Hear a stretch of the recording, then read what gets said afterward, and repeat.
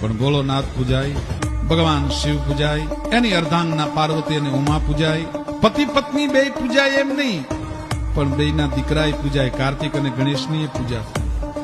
બે દીકરા પૂજાય એમય નહીં, પણ બે દીકરાની વહુય પૂજાય, બે દીકરાની પત્ની પૂજાય, ગણેશની પત્ની રિદ્ધિ અને સિદ્ધિની પણ પૂજા થાય. અને એકલી રિદ્ધિ ને સિદ્ધિની પૂજા થાય એમ નહીં, પણ એના દીકરા લાભ ને શુભય પૂજાય. અને એકલા દીકરાના દીકરા પૂજાય, પોતાની પત્ની પૂજાય એવી રીતે નહીં, પણ એના ગળાના હરેણા ઘરેણા પૂજાય. એમ કહેવાય ગળાની માલિપા પહેરેલો સર્પ છે, એક ફૂંક મારે તો 14 ગામના લીલા કંચન ખંડને બાળી દે, એવું જે હળાહળ વિષ છે ગળાની માલિપા સર્પને મીટીને બેઠો છે દાદો, એ સર્પ પણ પૂજાય. અને સર્પ એકલો પૂજાય એમ નહીં, પણ જેની માથે સવારી કરી છે એ નંદી કોઠીઓ પણ પૂજાય.